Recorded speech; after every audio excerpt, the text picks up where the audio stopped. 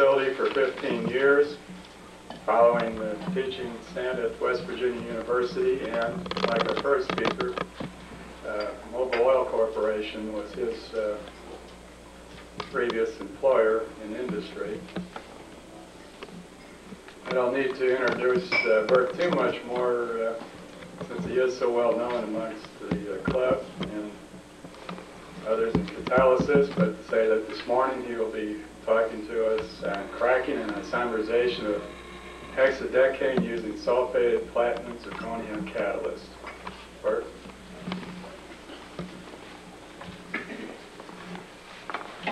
I'm really substituting for Bob Keogh, but they did this deliberately since they didn't want two well-organized speakers in a row. And Werner always gives such an organized, logical presentation. I didn't want to have two in a row. So I'm substituting now for Bob Keogh, so you don't have to suffer the fate of two organized presentations in a row.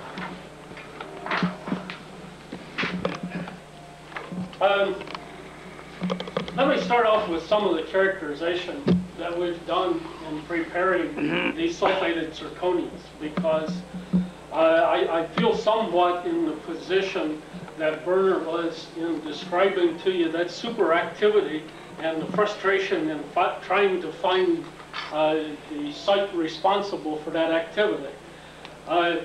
Except that applies, in my view, to everything associated with platinum sulfated zirconia.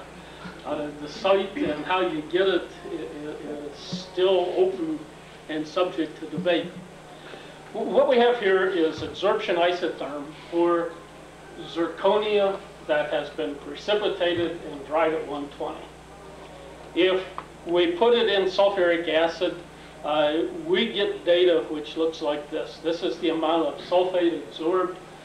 Most people start out with a 1 normal solution. When we do this, we get 10 weight percent sulfate or so. Now, most of the papers, not all, most of them will report something like 4 weight percent sulfate using the same conditions. We've never been able to get to that low sulfate. We always get up here. This other data here, one of the open sets of data, is from a publication by some French authors who get data similar to what we've gotten. But most of what I find, the amount of sulfate with starting at 1 normal will be down here. We're all using the same weight of solid. It's all dried at 120. But ours picks up a lot more sulfate than most of the others. So that's one of the things we found. If you take just zirconia, this is the weight loss of a sample. It goes to roughly constant weight. This is roughly by 350, 400 degrees centigrade. Zirconia by itself has an exotherm that's around 460 degrees. This exotherm is due to apparently the small zirconia crystals agglomerating into large ones. If you measure surface area on this side and this side of the exotherm, there's a big loss in surface area here.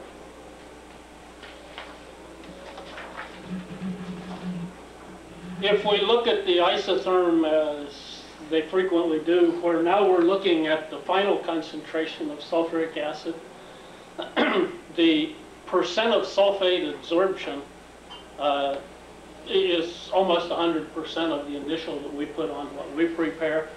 At a very low concentration of sulfuric acid, we have essentially reached saturation on the absorption isotherm. It only increases slowly. And we have consistently obtained this. However, if we calcine the sample of 200, 300 degrees, the sulfate absorption has now decreased significantly. So this is on the 120 dried material. This would be on the 300. The 300 degree dried material is now down on the order of what you see absorption in most of the papers that report the percent sulfate after preparation with 1 gram.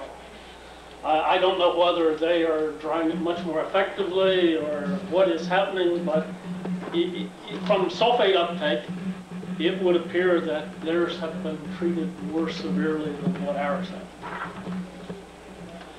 This is the surface area with the weight percent sulfate. This is for just drying at 120 and putting the sulfate on.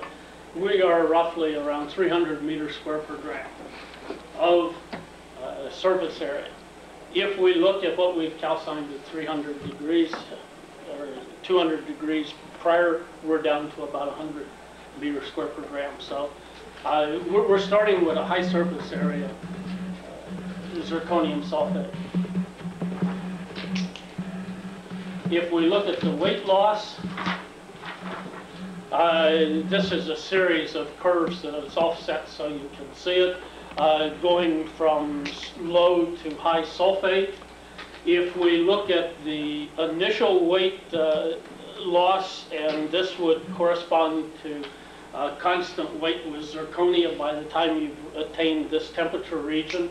If we look at that first and look at the weight loss, it is essentially constant with the amount of sulfate. So the first dehydration step apparently doesn't, the amount of weight loss doesn't depend appreciably on the amount of sulfate that you put on the material. On the other hand, if you look at what happens after about 550 degrees or so, this is at a constant heating rate. You continue to lose sulfate. If you get to this temperature and you just stay at that temperature, you will also continue to lose sulfate at a slower rate. If we then look, the amount of weight loss in the second region is proportional to the amount of sulfate that we have present. When we end up at the end, we have roughly, if we have calcined any of these samples up to about 725 degrees centigrade, we will end up with the same amount of sulfate on the catalyst, roughly 1%. So that it doesn't matter which one of those we calcine. If we go to 725, we end up with roughly the same amount of sulfur. This is increasing sulfate, and looking at the exotherm, it becomes less pronounced and moves to a higher temperature. If we look at the exotherm temperature, we see that as you increase the sulfate, the exotherm temperature increases, so that the more sulfate you put on, the higher temperature you have to go in order to get the exotherm. Also, there must be some decomposition occurring at a lower temperature that you're not seeing, because the amount of heat evolved in that exotherm is lower when you do it at the higher temperature. So there is some transformation at lower temperature, but it appears to be over a wide temperature range without a pronounced exotherm. We have measured what is coming off when we heat this. This is the temperature ramp. Whoops, this has one of the legs missing, so I have to not lean on it. The loss of water, by the time you get to roughly 400 degrees or so, you have lost essentially all of the water. It comes down to a low level. When you get to the region of the exotherm, there is no release of measurable release of gas associated with the exotherm. It is apparently just a centering of small 300 meters square per gram crystals into smaller surface area, larger crystals. If you use a hafnium zirconium mixture, the formation of crystalline material is distinct from the exotherm. And so we suspect that the same thing is true here, that the exotherm is the loss of surface area, not the crystallization. When we get to high temperature weight loss, we have a rapid burst of SO2, and then as you continue up, SO2 continues to come off. And so we have identified what's coming off. The way that we prepare the catalyst that we're going to measure activity of, we start with anhydrous zirconium chloride. The reason that we do this is that we find that what you end up making depends on the salt that you start with. We think that many of these salts that you buy, the zirconia has not been completely depolymerized in the isolation procedure. And many of the salts that you buy, you cannot make in a reproducible manner, either the tetragonal or monoclinic, depending on conditions. If you start with monomeric zirconia, or zirconium, and this anhydrous is presumably monomeric, then depending on pH or rate of precipitation, we can make a material that will give either tetragonal or monoclinic zirconia. So that's the reason we start with the anhydrous. We carry out a rapid precipitation with excess ammonium hydroxide, pH of 10.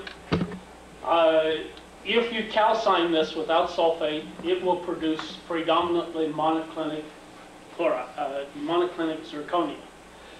If, after you wash this and dry it at 120, you sulfate it using sulfuric acid, you now calcine it, you form tetragonal, so that the sulfate going onto this material is stabilizing the tetragonal form. We have found that even though this forms a monoclinic, the formation of monoclinic is speeded up by oxygen absorption, in that the transformation really occurs as you're cooling down in oxygen and not as you're heating up. So that whether you get the monoclinic here, it first goes through tetragonal, which is not stable. Oxygen causes the transformation. Sulfate is apparently doing the same thing, that preventing the oxygen type transformation. The sulfate on the surface is inhibiting oxygen, causing the tetragonal to monoclinic transformation.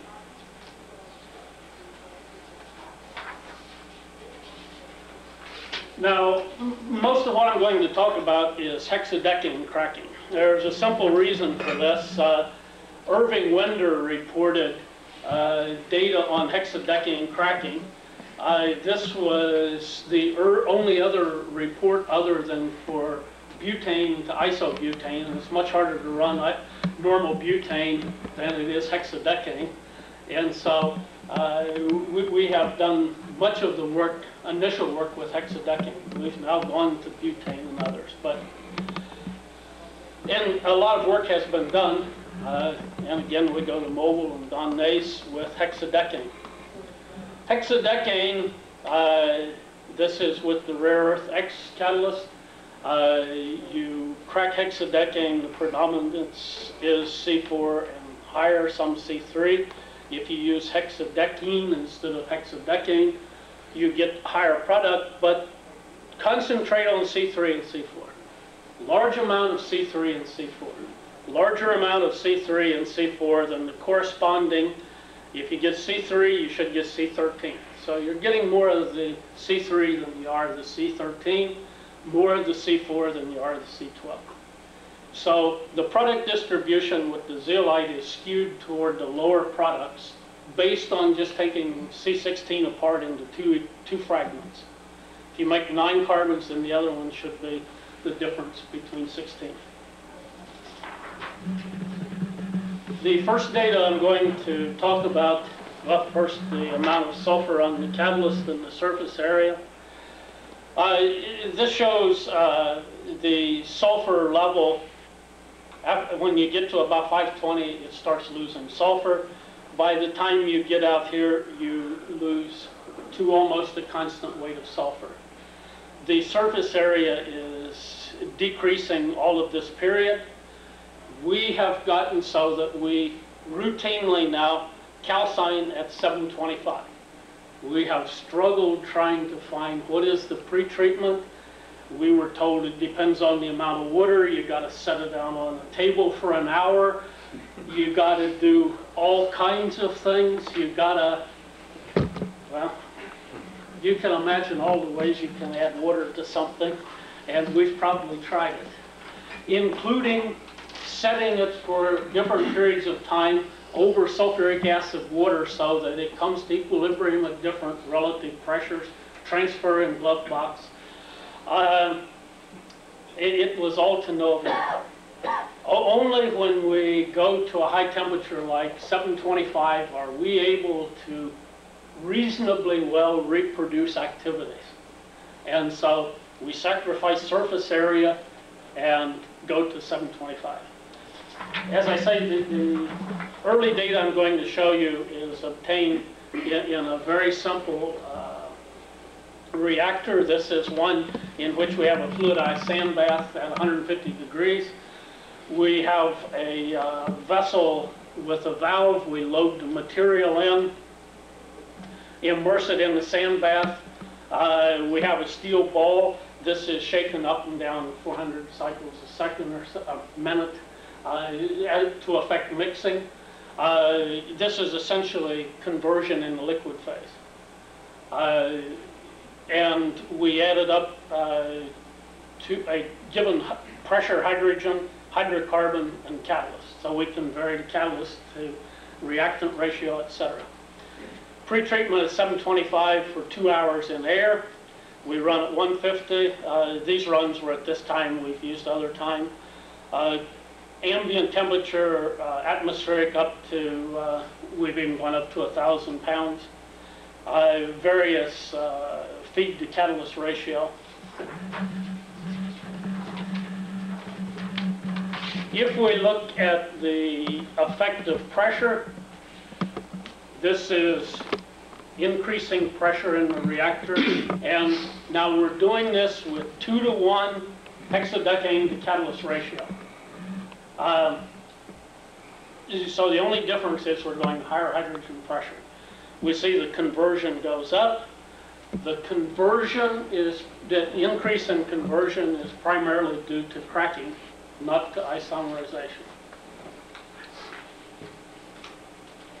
If we look at the products, this is shown here.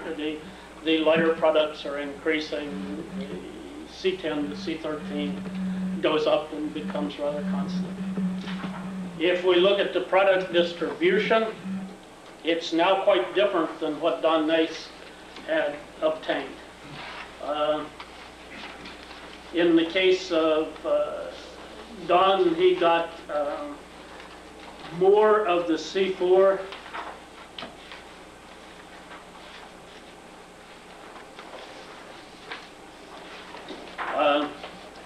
This is the data with the hexadecane.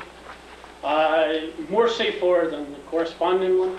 If we look at our products, C4 is very low, C12, the C5 and the C11, so that at short times the products are skewed toward higher carbon member of hexadecane, so that it's not a simple fragmentation into 2 carbon fragments that retain their identity from hexadecane, apparently.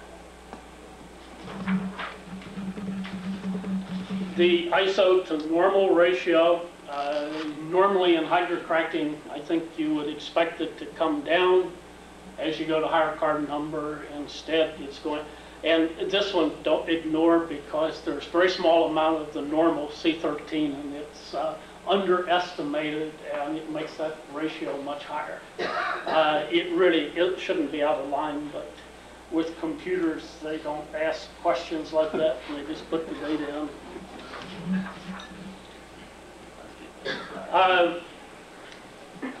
The isomerization, as we increase the feed to catalyst ratio, reaches roughly a constant value.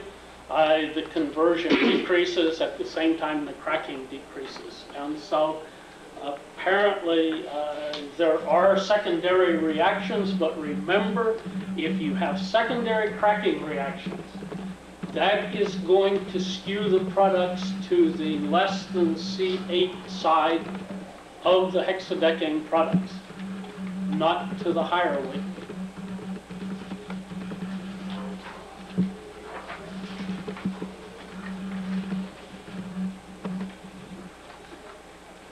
This is what happens as we increase the feed ratio to the catalyst ratio at 1:1. We have the highest conversion, the lightest products. But even with the highest conversion, C4 is very low compared to C12, C5 in this case compared to C11. As you go to higher and higher conversion, it is shifting in the direction that you would expect for secondary reactions becoming more and more important.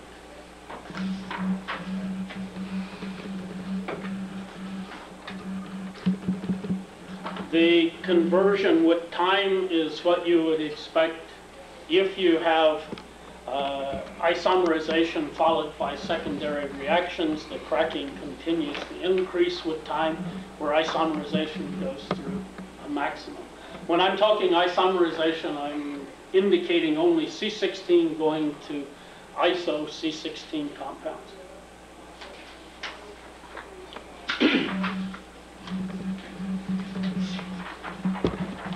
If we look at the change in time at 500 pounds, again we see the shift from higher to lower molecular weight. This is what you would expect, but I emphasize again the 4 and the 12 disparity. Even here, we are only approaching the equal amount, and so initially the cracking has a strange distribution.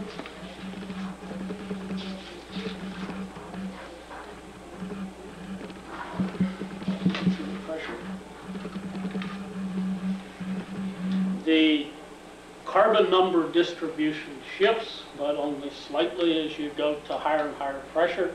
This is at 250 up to 750. The conversion has increased significantly, but the carbon number distribution has not changed at the short time.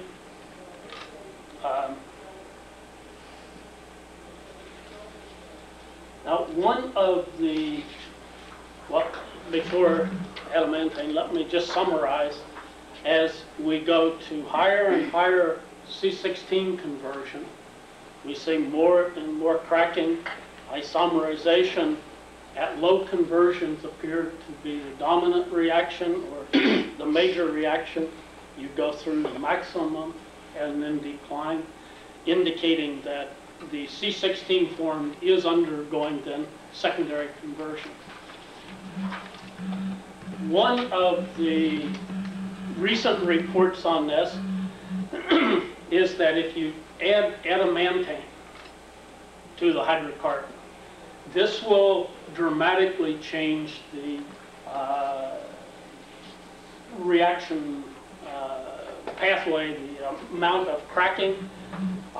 The cracking is percent cracking with no adamantane. This is normal C8, this is normal C7. In adding 0.8% adamantane under these reaction conditions, the extent of cracking has decreased from, in this case, almost 70% down to about 20%. So adamantane, in this case they are viewing it as a hydrogen transfer agent at least, hydride donor, whatever you want to call it. We, after hearing of this, tried it with the hexadecane. All that we have done, all other conditions are the same. We've added adamantane. Up to about a weight percent, we got essentially no change, but when we go up to almost 5 weight percent adamantane, we do indeed see that isomerization is increasing, cracking is decreasing, the conversion is staying roughly constant. And so adamantane is not just an innocent bystander in this. It also appears to, as you decrease the cracking, you shift the distribution more dramatically to the high carbon. What cracking there is to high carbon components. With the low, we're in this region, it has moved as you add adamantane, decrease the amount of cracking. But again, you see very trace amounts of C15. Never see C15, very, very little C14. So that the first significant products we get are C13 from C16. The ISO distribution in both cases looks similar to what we had obtained before. The lower carbon numbers have a lower ISO to normal ratio than the higher ones. As I say, this is usually reversed in hydrocracking.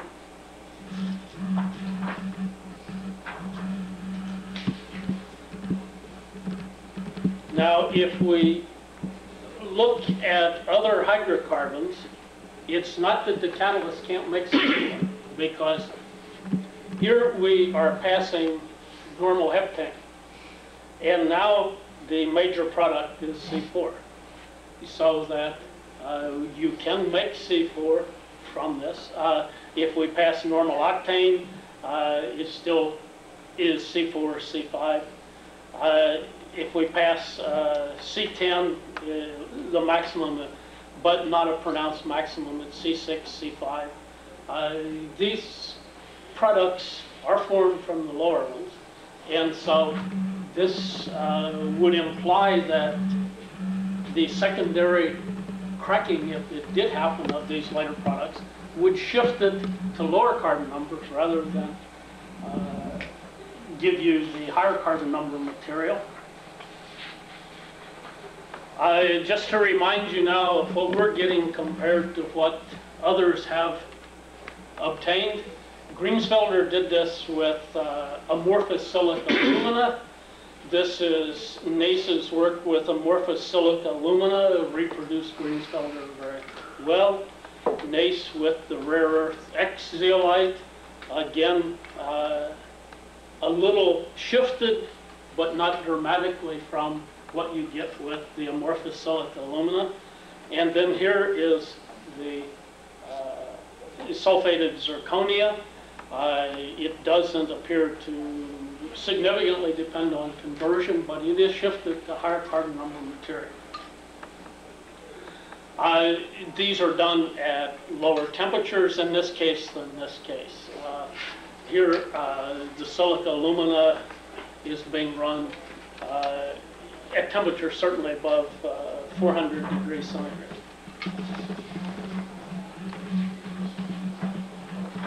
Now, people are reluctant to buy data that you generate in one of these little micro reactors, and so we have done the same reaction in plug flow reactor, where we load the catalyst in reactor. We're using downflow so that it's operating as a trickle bed reactor in all probability. The reactant is in the liquid phase in the reactor. This is what happens as we vary the feed rate. The conversion goes down, which in this case is disappearance of normal C16. It includes both cracking and isomerization. The ISO C16 is low and doesn't change much with conversion. The predominant thing that happens is that we are cracking it to primarily the C5 to C9 products. If we look at the product distribution at different space velocities, where the conversion is now increasing as, or decreasing as we go to higher feed rates. We see only a minor shift in the product distribution. Again, C14, C15 is missing. And so whatever is happening, it doesn't go through to form a principal amount of 13, 14, 15 hydrocarbons. This has, we've observed consistently. If we look at conversion with reactor pressure, we see that just like in the microreactor, conversion goes up with pressure. The thing that is going up is cracking. The isomerization is again represented by the squares. It's a minor reaction under these conditions. If we look at the product distribution, as we change conversion using hydrogen pressure, the amount of iso is coming down. We're increasing the amount of cracking, but the cracked products are again roughly the same. The iso to normal distribution in the plug flow reactor is very similar to what we get otherwise.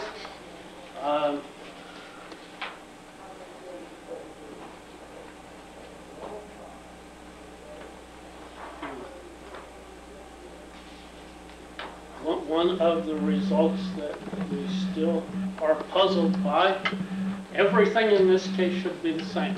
We're pumping the same amount of hexadecane. All we're doing is increasing the hydrogen flow rate. And instead of having conversion stay the same or go down, the conversion is going up. Why the conversion should go up as we increase the hydrogen flow rate? Well, if you had a significant amount of change because of the hydrogen flow rate increase from liquid to gas phase, then you could explain it that you have better contact. But if our calculations are not wrong, we should only be roughly 2% in the vapor phase even at this hydrogen flow rate. So that doesn't seem to account for it. That part we're still working on, so it may change by tomorrow. So don't hold me to that one. The product distribution is very similar, though, as we change the conversion. Again, the iso-normal ratio, you're probably getting tired of seeing this by now. It increases rather than decreases, as frequently happens. If we go to the olefin, there was a significant difference in the product of olefin and alkene when NACE used rare earth. We see a slight difference, but if we go up to 20 weight percent hexadecane, the two are roughly the same. Only if we go to pure hexadecane do we see an appreciable shift in products. The amount of C3 is very low, C4 is low. If we look at this, this is data from NACE, and what I'm doing now is plotting pairs so that if hexadecane splits equally, you get C8. You can get C7, C9. The light bar is the lower carbon number material. The heavy one is the higher carbon number analog. Now, this is a distribution that you can easily explain by saying cracking involves either hexadecane forming, let's say C4, and then the fragment undergoing a second cracking reaction to whatever, well, 4, you got 12, and so divide 12 into 6 and 6. And so it will shift it in this direction. You can get the same thing if you have just normal cracking with superimposed products cracking faster. but that's the data which NACE reported. Now, if we look at short conversion time, and let me see if I can get them both up here. This is what we get with the sulfated platinum zirconia. Now, C8 is a dominant product. We go C9, C7. Conceded. Pardon? Okay. Okay, sorry. Mm-hmm. That's, Yep, sorry. we get to where the heavier one, the high carbon number fragment dominates over the low carbon number.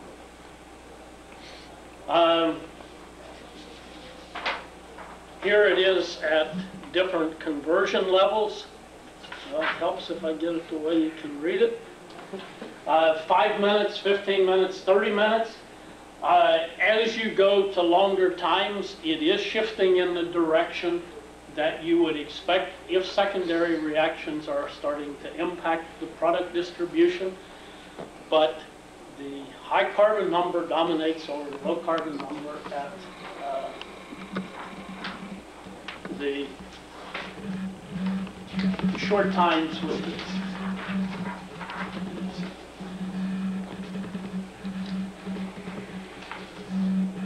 Now, one final thing, and then I will not do nearly as well as summarizing the mechanism of cracking as Werner did with zeolites, but I'll ask questions that you all can solve them for me. And that's the faster way of fame anyway. So feel for good ideas from others. If we look, and I didn't put the data together, this is result we get with platinum sulfated zirconia, and we don't have points for every carbon number on there, but we have them for over half of the carbon numbers between 4 and 16, and then 1 at 32. The activity with the platinum sulfated zirconia seems to go through a maximum around carbon number 8. You go to carbon number, and again, this is in line with what you got with zeolites. But then why C16 should be lower? I'm not sure. The other thing is that Sun has reported they didn't want to use platinum, and so they have prepared sulfated zirconia, which contains iron and manganese. Now, we've done less with this. Srini would say we've done more since he spent days preparing these catalysts, but overall we've still done a lot less with these. But it seems that the activity is the other way with this catalyst, that C4 is converted easier over this catalyst than the higher carbon number. Again, this is drawn in with the pencil so that I can change it quickly if we decide to, but today that's what it looks like. Now, it's always hazardous to try to repeat to explain someone else's mechanism, because I never understand it, but to the extent that I understand what Iglesias was saying, his view is that he wrote it as platinum ZrO. He also felt that the platinum was present as platinum sulfide. But that hydrogen, in effect, spills over from the platinum to neutralize this carbonium ion, leaving platinum in an oxidized state. More adsorption and hydrogen then goes through this cycle.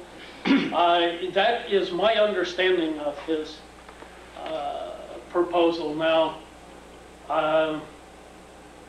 if hydrogen with or platinum with all this sulfur around is that active for activating hydrogen, it must be in somewhat of a unique situation in these catalysts, it would seem to me. But if I understand, that's what he's saying. Now, how do we explain getting more of the high carbon number than the low carbon number? If you form the C12, why don't you get the C4? One way that you can explain this is that this C4 is a carbonium ion. It reacts with, let's say, a C7 olefin that is formed during cracking and goes to C11. That way will then let you, and now if this gets a hydrogen, you have produced C11 at the expense of the C4 and C7 or something else. But if you're going to say that the platinum is involved in generating the olefin, then it seems to me that the C16 must be the dominant olefin at low conversion, because you have much more C16, and every C16 has to convert. And so why don't you have more 16 olefin? And if that happens, then you should get higher than C16. Or why does the polymerization only give you up to C13? Why doesn't this make C14 or C13, C14, C15? Why does this lighter fragment, if it does react with olefin in some oligomerization or whatever you want to call this, alkylation, why does it only make it up to about C12? Why doesn't it go on up higher? And so with that, I will stop. And wait for the answers.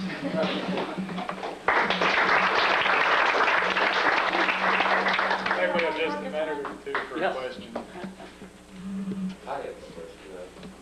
Just means you're putting hydrogen in. Can't you strip the sulfur with hydrogen? If you stay at 150 degrees, it doesn't lose it. If you go to 225, it definitely loses. How fast it loses at intermediate levels, we really don't know. But we have run for weeks with hydrogen at 150. And the amount of sulfur is below our ability to measure sulfur, which with these catalysts is about 0.2%. It bounces around. So yes, you can if you go much above 150. Yes. Just a quick comment on your increased Okay. rate with increased hydrogen flow rate. You observe the same thing, and even then the substituted nitrogen for hydrogen That's what also we're get an doing increased today. rate. And it's a simple problem of trickle bed reactors. Yep. When you increase the linear velocity and the You're hydrogen dragging flow, the- you get better about melt distribution in the bed. And it's just because of the trickle bed properties. And the Reynolds number goes up. And I think that's but it's an interesting thing that you also observed. Yeah. Well, as I recall your slide on temperature, sulfur went to 1% and looked like surface area was going to 0. Well, it didn't go to 0. It's maybe 10 meters square per. It has lost more than 280 meters square per gram. Yeah. When you calcine, though, you get off SO2. What happens? Why isn't it SO3? That bothers us. I guess I really wouldn't insist it's not SO3 because we determine it by mass spec, and whether mass spec ionization is causing SO3 to decompose, I don't know. Well, I'm impressed with the activity that you get 120, 150 degrees C. What does aluminum chloride do? Does it? It's about the same activity if you get up to 10 weight % chloride. And the other question I had is, if you had, I don't know why you put platinum on in the first place, but if you Because put the it on, first one did. huh? No, the reason we did is someone else did. But presumably the catalyst won't remain active without platinum. Wouldn't you expect some atomization then, or is that too low? No, it's too low. And even after the catalyst has lost all acidity, it will still hydrogenate the olefin to the alkane. But I mean, if you're going to make an olefin, wouldn't you also expect some dehydrocyclization and some aromatics ought to show up? None of it's acidic. But it doesn't. Your products are all paraffins, right? Paraffins, There are well, little we olefins. will have some olefin. You do have But it is in the equilibrium level of olefins. So So very, yes, very low. they're paraffins. Even at the 1 atmosphere. What happens to the adamant chain? That's a good question. I skipped over one of the slides. We did the same thing with Decalin. And there, I'm sure Decalin is isomerizing into a range of products, and he's counting those as isos in C9 and C10. And so you get a big blob of iso to normal in the C9, C10 range. The obvious thing is we're going to put carbon-14 labeled adamantane in and find out what happens to it. Is it possible to differentiate between cracking and hydrocracking? Cracking with acid sites or hydrocracking with plasma? I don't know, it's going to take someone better than me to answer. You get the same products. It's very difficult. You don't get any isoparaffins if you have just purely metal cracking. You get linear paraffins, just scission. Unless you get big metal particles. Then it can. Yeah. What is the acidity strain role here? That's the question we'd like to answer. We have used pyridine absorption. There certainly is Lewis acidity present, even as far as forming the pyridinium ion, even after heating to 400 degrees. There's also Lewis acidity, but that pyridine is lost as you heat to 400 degrees. That doesn't really mean too much at reaction temperature since we're running 150. And so presumably you got the option for both of them being present. Which one is doing what? I don't know. Burt, I think Greensfelder's work on alumina and carbon gave distributions more like you showed with your zirconia. He had those along with his acidic catalyst. And those distributions were more like you were showing with your catalyst.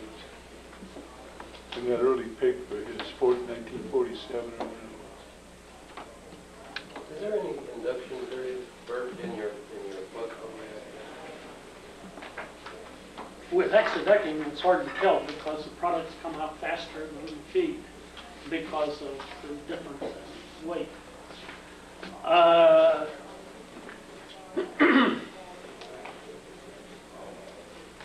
With the platinum sulfated zirconia, if there is an induction period, it seems to be a lot less than with the manganese iron. With manganese iron, the activity will increase over hours. With the sulfated zirconia, it's much faster than that. Perhaps we can save additional questions for during the lunch hour, which is lunch will be served at noon in the Morgan Neville room, which is on the B level. One goes down the elevator and out of the elevator door to your left. Thank you.